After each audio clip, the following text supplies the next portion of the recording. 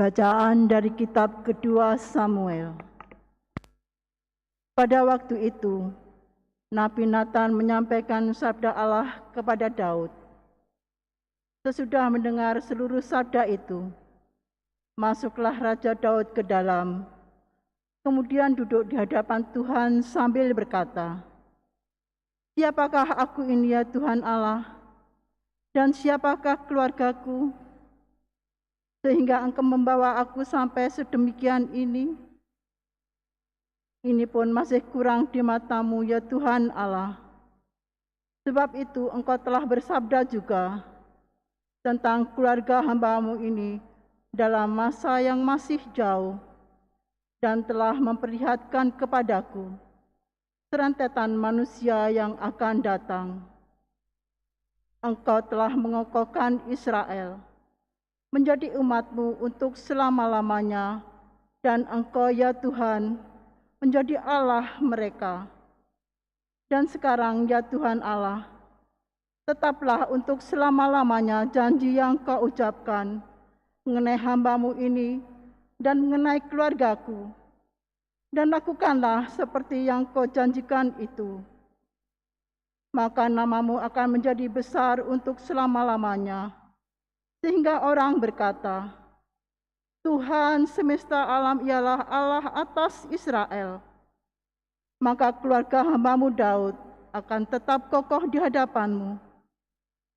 Tuhan semesta alam Allah Israel, Engkau telah menyatakan kepada hamba-Mu ini demikian, Aku akan membangun keturunan bagi-Mu. Itulah sebabnya hamba-Mu ini telah memberanikan diri untuk memanjatkan doa ini kepadamu. Oleh sebab itu, ya Tuhan Allah, Engkaulah Allah dan segala firman-Mu adalah kebenaran. Engkau telah menjanjikan perkara yang baik ini kepada hamba-Mu. Kiranya Engkau sekarang berkenan memberkati keluarga hamba-Mu ini, supaya tetap ada di hadapan-Mu untuk selama-lamanya. Sebab ya Tuhan Allah, Engkau sendirilah yang bersabda, dan oleh karena berkat-Mu, keluarga hamba diberkati untuk selama-lamanya. Demikianlah sabda Tuhan. Syukur kepada Allah. Tuhan Allah akan mengaruniakan kepadanya tahta Daud, bapa leluhurnya. Tuhan Allah akan mengaruniakan kepadanya tahta Daud, bapa leluhurnya. Ingatlah ya Tuhan akan Daud dan akan segala penderitaannya. Ingatlah bagaimana ia telah bersumpah kepada Tuhan dan telah bernasiar kepada Yang Maha Kuat dari Yakub. Tuhan Allah akan mengaruniakan kepadanya tahta Daud, bapa leluhurnya. Sungguh, aku tidak akan masuk ke dalam kemah kediamanku dan tidak akan berbaring di ranjang petiduranku. Aku tidak akan membiarkan mataku tertidur atau membiarkan kelak mataku terlelap, sampai aku mendapat tempat bagi Tuhan, kediaman bagi Yang Maha Kuat dari Yakub. Tuhan Allah akan mengaruniakan kepadanya tahta Daud, bapa leluhurnya. Tuhan telah menyatakan sumpah setia kepada Daud. Dia tidak akan memungkirinya. Seorang anak kandungmu akan kududukan di atas tahtamu, jika anak-anakmu berpegang pada perjanjianku dan pada peraturan yang kuajarkan kepada mereka, maka selamanya anak-anak mereka akan duduk di atas tahtamu. Tuhan Allah akan mengaruniakan kepadanya tahta Daud, bapa leluhurnya. Sebab Tuhan telah memilih Sion dan mengingininya menjadi tempat kedudukannya. Inilah tempat peristirahatanku untuk selama-lamanya. Di sini aku hendak diam, sebab aku mengingininya. Tuhan Allah akan mengaruniakan kepadanya tahta Daud, bapa leluhurnya. Haleluya, haleluya, haleluya.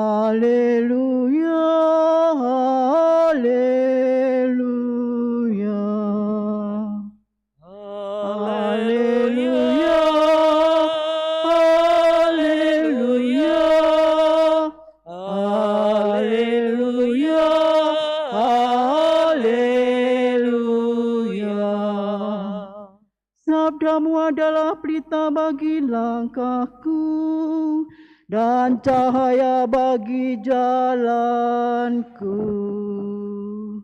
Haleluya, haleluya, haleluya, haleluya.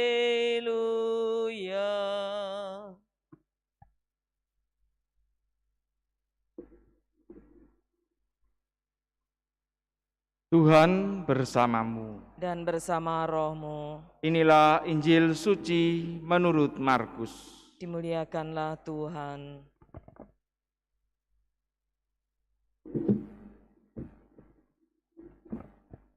Pada suatu hari, Yesus berkata kepada murid-muridnya, "Orang memasang pelita bukan supaya ditempatkan di bawah gantang atau di bawah tempat tidur, melainkan supaya ditaruh di atas kaki dian.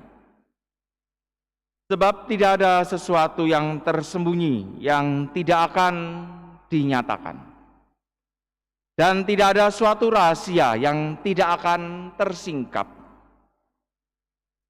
Barang siapa mempunyai telinga untuk mendengar, hendaklah ia mendengar." Lalu Yesus berkata lagi, "Camkanlah apa yang kamu dengar. Ukuran yang kamu pakai untuk mengukur akan dikenakan pula kepadamu, dan malah akan ditambah lagi. Karena siapa yang mempunyai akan diberi lagi, tetapi siapa yang tidak mempunyai, apapun juga yang ada padanya akan diambil." Demikianlah sabda Tuhan. Terpujilah Kristus.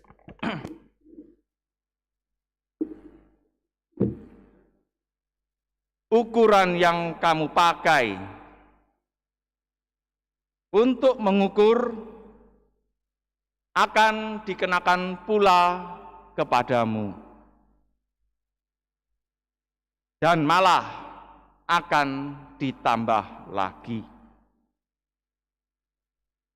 Saudara-saudari yang terkasih dalam Kristus, kita mungkin seringkali menghakimi orang lain dengan menggunakan ukuran kebenaran yang patokannya adalah apa yang kita pikirkan dan apa yang kita anggap benar. Padahal yang kita anggap benar belum tentu benar. Bisa jadi dasar penghakiman kita pada orang lain adalah karena iri hati dan kedengkian yang ada di dalam hati kita. Dalam hal ini kita menghakimi orang lain tidak menggunakan ukuran Allah, tetapi kita menggunakan ukuran kita sendiri yang tercampur dengan kesombongan kita, kemarahan kita, iri hati, kerakusan yang ada di dalam hati kita. Dan Yesus hari ini mengatakan, "Camkanlah apa yang kamu dengar. Ukuran yang kamu pakai untuk mengukur akan dikenakan pula kepadamu, dan malah akan ditambah lagi." Bisa jadi nanti penghakiman itu akan berbalik pada diri Anda sendiri yang menghakimi. Saudara-saudari yang terkasih, jangan pernah menghakimi orang lain, tapi milikilah sifat kerahiman Allah, kemurahan hati, pengampunan, kebaikan hati, rendah hati, kesabaran. Yesus juga mengatakan, Tidak ada sesuatu yang tersembunyi yang tidak akan dinyatakan. Dan tidak ada suatu rahasia yang tidak akan tersingkap. Saya mengalami sendiri